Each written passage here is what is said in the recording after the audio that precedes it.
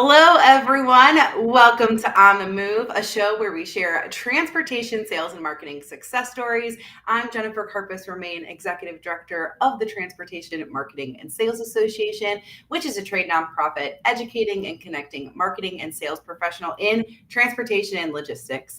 And this is our first show back in the new year, and I'm so excited to have our keynote speaker for the 2025 TMSA Elevate Conference, Kate DiLeo, on the show. Welcome to the show, Kate. How are you doing today? Hey, I'm so excited to be here, and I can't wait to see everybody at this year's event. It's going to be a ton of fun. I'm really, really excited to be in Austin and see everybody. Yes, that is right. Austin, Texas is where we're going. You can register for elevateevents.tmsatoday.org. We will be there June 8th through 10th. And if you want to see Kate, she launches us onto our day on June 9th, right on that Monday. So we are so excited. But first things first, it is the beginning of the year. So I'm curious, what is your take on New Year's resolutions? Yay or nay? Nay. You know what's interesting is I kind of find that resolutions set me up for failure with my personality. I'm very driven, very goal oriented. I definitely am that person, but I find that resolutions don't quite suit me. And instead, what I do is often set a key word or theme for the year that I consistently remind myself of. So this year, my word is thrive, which I think is really applicable for me in terms of health and wellness. Relationships with my kiddo and family and friends. And then, of course, business. Who doesn't want to thrive in their business? So that's my core theme for 2025. I think that is great. I try not to do resolutions per se, but I've done this not every year, but a couple years. And we're going to do it this year, me and my husband. I call them like the P goals, if you will, 4 Ps: partnership, parental, personal, and professional. So those are, like, to me, the 4 areas that I want to improve in and get better in and make sure. And I like to have at least one thing I want to achieve in all of those areas. And then it gives me some type of focus for the year and making sure one of those things aren't left out. But I don't like to call them resolutions because I feel like most people's resolutions are over by the end of January. Like, you give up on whatever that thing is. So, but if I'm like, okay, I want to achieve this one thing what is my goal as a parent this year? Like, what do I want to do, or what do I want to do with him? And sometimes it's like, oh, I want to take him, like, we're going to take him on a spring break trip this year. And so what does that look like? And we're taking him, it normally includes some type of aquarium because he loves the sea creatures. But that's what I like to do. And so that way, it kind of guides you through the year. I have done the keyword. I love that. We had a keynote speaker, actually. It's funny. The first keynote I ever worked with, she said, think about a word that will drive you. So I've done that too. And I think that's really good. So, and I think thrive is a great word, especially in the supply chain in 2024. We all just kind of tried to survive. So I love trying to go into 2025 thriving. To pivot into thrive mode, in my opinion, right? Like, we need to get out of survival into thrive. For sure. 100%. So I'm excited to have you thrive at our show in Austin. What are you most looking forward to coming to TMSA and speaking at our conference? Well, first of all, I do find the industry so fascinating, and I've worked with numerous companies in the industry in the past, and I'll share a lot about that as I talk to everybody on stage. But I think, for me, one of the best parts about speaking is getting to know people individually and actually getting to know the companies, and especially this particular blend. What I'm really excited about is the blend of marketing and sales in the room and who we have that's going to be there. Sometimes due to the nature of my work, I only speak to marketers, or I only speak to brand professionals, or I only speak to one role or title. But I think what's going to be really fun is getting this cross section of different leaders in the room and helping everybody understand what's the common thread here, where's the alignment moment around how all of you can actually come together and get aligned around this singular topic. Because at the end of the day, we're all trying to drive revenue and growth for the companies that we work for and that we serve. But I think sometimes that feels a bit nebulous, and we're often very heads down in our own lanes. And so that's what's really exciting me, is helping everybody link arms as a part of what we're going to talk about at the summit. How did you get involved in speaking and becoming a keynote speaker? What kind of led you here? I have no idea. No, do you know, speaking is one of these weird zigzag, very like, I'm sure maybe a lot of people feel like they should go, you ever look back on your career, like, how did I get to that? Mhm. Speaking is very interesting. It's one of these things that I kind of stumbled into because I just was such a nerd about my work, where I was so heads down for so many years, building brands and working with teams for over a decade after working in both the agency world and actually working in corporate America. And then I started side hustling, and I began building my business on the side. And it was that in that kind of beginnings of building my business more than 10 years ago that people started asking, well, can you teach us? Can you teach us? And so I think it started, honestly, Jennifer, from just the passion of, sure, I'll teach, sure, I'll get out there. And so I started to get asked to teach in front of 10 people, and then teach a webinar, and then teach at a local chamber of commerce. And it just kind of snowballed from there. And all of a sudden you wake up one day and you're like going, oh my gosh, I'm teaching at international conferences. And how did that happen? But it's always through the lens for me of, it's not about being the keynoter of like, oh, it's the Kate show. It's always the, how do we give people the aha moments that they need? How do we teach you the practical insights that you can actually apply to the business? And can you walk away with one or two or three things that you're going, that was the thing that I can immediately go do something with. That's what I needed. I love that. And so your keynote that you're going to do is transform storytelling into story selling, conversations that close deals. And I'm so excited. So last year's keynote at Elevate was talking about the power of storytelling. And I do think it's so important to be able to tell a good story, be relatable, remember who you are as a human, and not just like walk in and be like, this is what I want you to buy from me. Right. Because that does not resonate.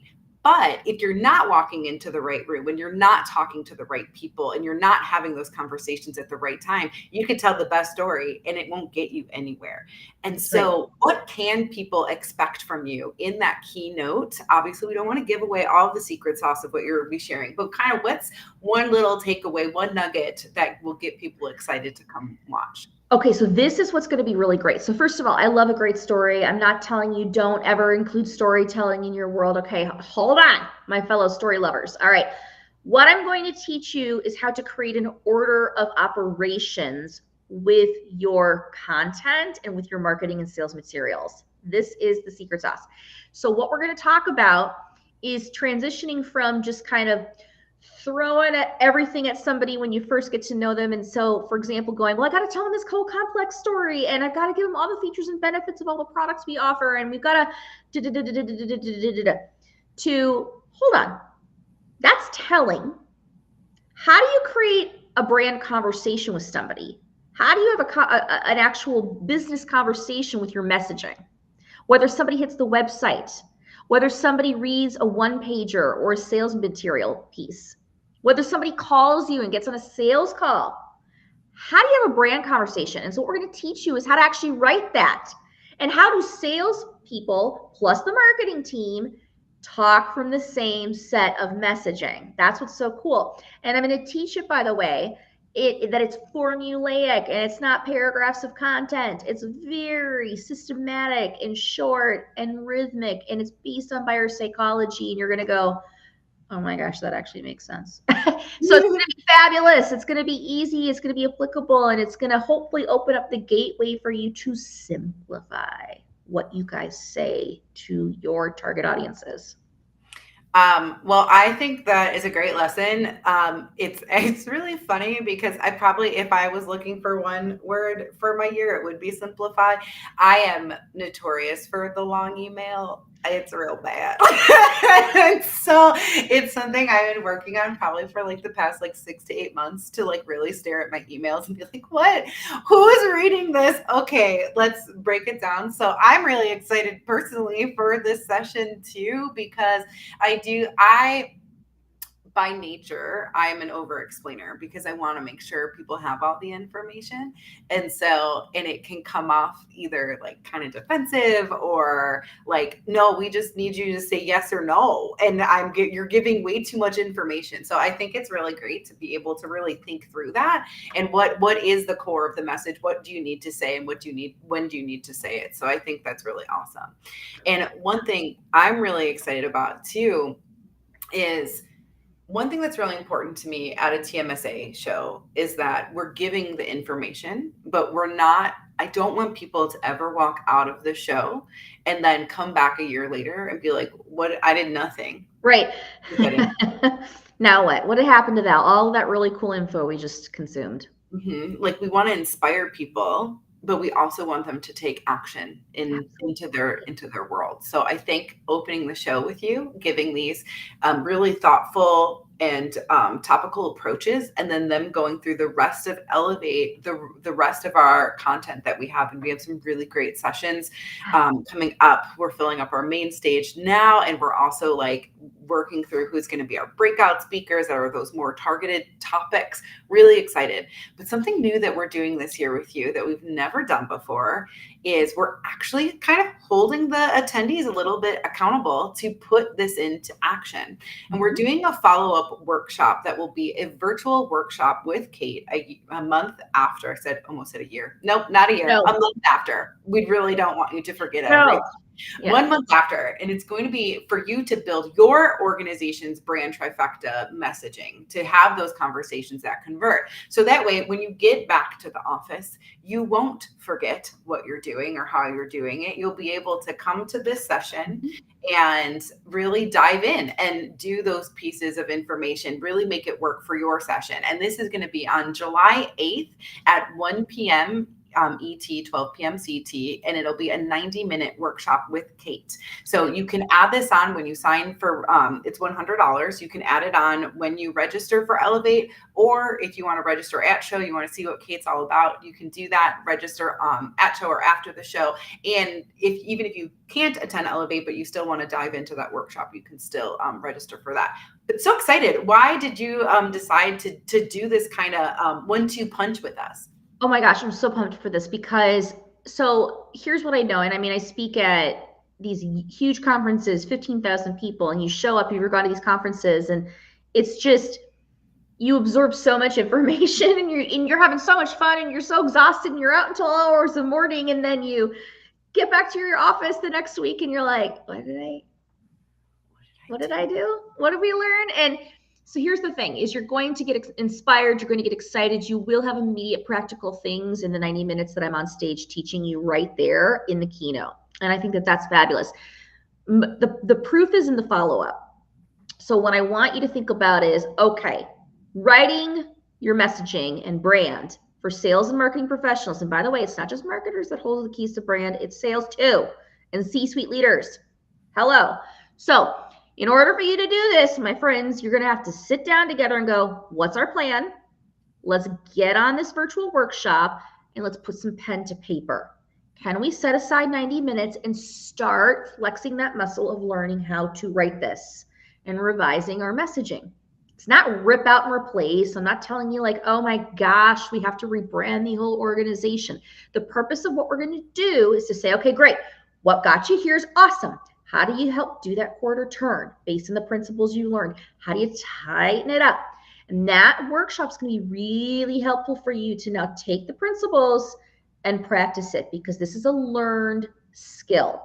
So that's your playground with me for 90 minutes. You get to ask a ton of questions.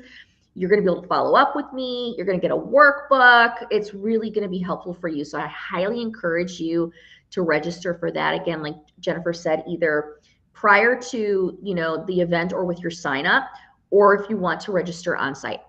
And if you want to learn more about the workshop, you can click right there, and you can register for Elevate for the conference to see Kate.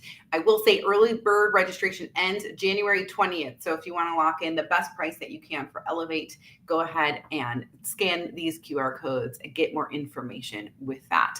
I'm really excited about this. I do think it's so important to be accountable with what you learn and put it into action. And we go to these professional development conferences and we're asked, what is the ROI? What did you learn? What was your takeaway? What are you actually doing with that information? And so this is TMSA's way to really help our attendees be able to do that and elevate what you learned at our Elevate conference and take that into what you're doing. So really pumped about that. You said something which I love, that you're like, okay, when we talk about brand, sometimes our sales side just kind of like, oh, well, that's not us, that's marketing, or the leaders. And so I'm curious what the biggest mistakes you see in terms of brand building. And to me, like that was like a little sneak peek, because that is definitely, to me, one of them is that maybe marketing does create, like, hold the key to it, or they're in charge of it at a company, but they definitely, at the very least, shouldn't be the only people engaged in the brand conversation. There should be a lot of stakeholders, everyone who's talking to your customers, things like that. So is that kind of what you're seeing is a big miss that companies are doing, or what other mistakes might they be making in those brand building? Yeah, probably the biggest mistake or the biggest missed opportunity here is just saying, oh, our head of marketing will do that. Whoa, slow down. I'll tell you a quick story, and I'll share this again on stage. I built the most incredible brand with a CMO of a mid-sized company. I had originally talked to the CEO, and he's like, yep, full blessing, go for it, go forth, build the brand, report back out. We're like, yay, So we go spend 8 weeks and we build the coolest brand in the world. And they spent an arm and a leg building this brand, and it was multi-layers. I mean, it was actually we built 5 sets of messaging. This thing was a big company, big brands. Okay. Come back. She reports out, and he hated it. And I learned a lesson early on, and she ended up getting let go, by the way. And I remember going, how did I put this woman in this position? And I felt terrible. And I remember saying to myself, I'll never again take a project without the CEO and founder and the heads of sales in the room. Because what we recognize is that whether we know it or not, C-suite leaders and sales leaders hold keys and responsibility to brand. Why? Because your brand is your path of least resistance to revenue. Your brand is your path of least resistance to revenue. It is the promise of saying, this is what we do, this is how we solve our customers' problems, and this is how we're different and better than the rest. So no, it's not just brand loyalty, and it's not just about a logo and colors, and it's not just about, unicorns. This is the message that's supposed to create the you get me moment with your target audiences and compel them to buy. Mm-hmm. So sales, if you're listening to this, we need you in that room. C-suite leaders, we need you in that room to understand how are we creating messaging that's aligning with the strategic business goals that you're setting forth. That's the number one thing that you guys need to think about is who needs to be in that room. And don't miss the opportunity to get the right stakeholders in that room as you're developing your brand. Absolutely. I also think there's a consistency that is missing across your brand for your prospects, for your customers, if you're not having those conversations with multiple. I taught my theme of 2024 when I went and spoke at different shows was talking about alignment and brand alignment and how important that is. Mm-hmm. And I was laughing because at one of these presentations, I asked for 4 people to come sit on stage. I'm like, you don't have to do anything. You just have to sit in these chairs behind me. And only 2 people in the audience would get up. And I'm like, well, this is perfect. So that's sales, that's marketing. Now we're missing billing and accounting, or billing and account management. And you're right. These are the people who normally don't come to these conversations. And so I pivoted because that's what you have to do as a speaker on stage, but it actually worked better for what I was trying to say. Yeah. These are all the people that should be in this conversation. All of these people who have touch points with your customers and your prospects, if they're not having that same engagement, same relationship, getting that same messaging, that same value, then you're missing a huge piece of it, and your customers will go away because they'll start to notice. Like if your billing system is super, super clunky and they don't know how to pay their bills, they're going to get frustrated because why are you making it hard to get money? You don't want that. If your sales is promising things that your account managers can't actually do, there's a misalignment there. If you are even on the opposite side of like your employees, if you're hiring in and what your HR team is actually able to achieve with your employees is not what you're putting out in the marketing for like job seekers and things like that, that's a misalignment. If you're missing all these conversations internally, then how are you going to have them externally and make them effective? Correct. And so let's talk about then, what is the ROI of this? You sit here and you go, okay, Kate, I can buy into this idea that sales should be in the room to develop the message. C-suite should be in the room to develop the message. Maybe head of product or operations and account management and customer success. What's the ROI on that? We go build the coolest message. Well, how does that actually impact my business? All right, you want to talk metrics? Let's talk metrics for a second. The number one thing that you're going to see as an impact on this is the number of qualified leads or prospects that you see coming to the table. Why? Because a strong message that's rooted in a correct target audience that aligns with your goals and initiatives means that the right people are going to self-select in and the wrong people self-select out a lot faster. Because you're not in the business of convincing, you're in the business of converting. So your time spent spinning your wheels trying to convince the wrong ICP or the wrong target audience to try to buy from you starts to go further down, which is great, which means you're spending more time converting right type prospects. Number 2, close ratio and of course revenue. Higher quality prospect comes into the pipeline would then dictate that higher close ratio and revenue, top line.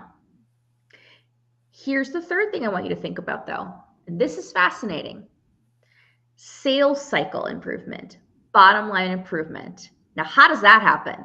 Well, this is fascinating, especially if you're an organization that has any sort of like direct salesperson involved that has to take a call, talk with a customer for a part of their sales process in any way, shape, or form.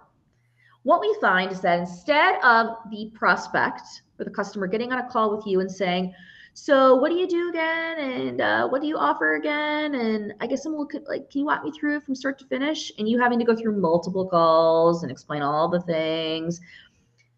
What we see is a decrease in sales cycle. Why is that? Because by the time they've hit your website and seen your brand message, which is very succinct, and they get on that call with you, they're no longer asking you the core things of what do you do and how do you solve my deepest problem and how you're different. They're now going, I'm already sold on that. I have this specific issue. How much is it going to cost? They've already self-selected in, and they're in the different point in the sales cycle. That is a direct impact. And so my clients start to see going from, I had one client go from a 6-month sales cycle down to less than 60 days. So this is the power of brand alignment and creating brand conversations that convert, moving away from storytelling to story selling, is that all of a sudden you see a direct top line and a bottom line impact for your organization. And that's what we're going to try to talk about at the Elevate conference, is what this really is going to do for your organization from a profitability and a revenue perspective. I love it so much. I could talk about brand all day, but I won't bore the people and steal the secrets that we're. I know. We're geeking out. Yeah. Yes. And I think you touched on a lot of this, but I'm curious if there's like one branding myth that you wish would just die already. Like one thing that when people come to you or when you speak at conferences, they keep being like, well, this is the truth. And you're like, no, it's not. And the biggest thing that I want you to know is that brand is not aspirational. It's not about who you hope to be or who you think you should be. Brand is about authenticity, and it's about the message that is your path of least resistance to revenue. I love that. Okay. One last question for you, Kate, before I let you go and then see you in Austin. This is a question I ask everyone that comes on the show. If you could go back in time and advise a younger Kate anything, and this could be personally or professionally, when would you go back to and what would you tell her? I would go back to Kate at 18 years old, starting off her her college journey. And by the way, my college career, I actually was a pre-PhD student for linguistic anthropology. So I was a huge nerd, loved it. I would tell Kate to focus more on being than doing. Mm. And I would tell Kate to really learn how to listen to herself and then others. That would be the advice that I would give her. It took me a number of years to really come to that place and really understand the power of what that did for me personally, and to grow into that as a leader, as a professional, as a mother, as a partner, in all those ways. I love that so much. I like the idea of both listening to other people, because I think a lot of people forget that. And then on the other side, I think we do forget a lot to listen to ourselves and what we really want, and to, pave your own path forward, Mhm. and trust yourself a little bit more. And I think Mhm. it takes us all a long time. And I think pieces of me are still remembering to do that. So always a good reminder. That's great. Absolutely. Well, I'm very excited for you to come take the TMSA stage. Early bird registration ends January 20th. So if you want to see Kate take the stage, lock in now. Other exciting things that are happening at TMSA. We have 2 things going on next week. So we have our first webinar coming up on January 21st, Fueling Growth, Data-Backed Trends, Transforming Transportation in Logistics. So check that out.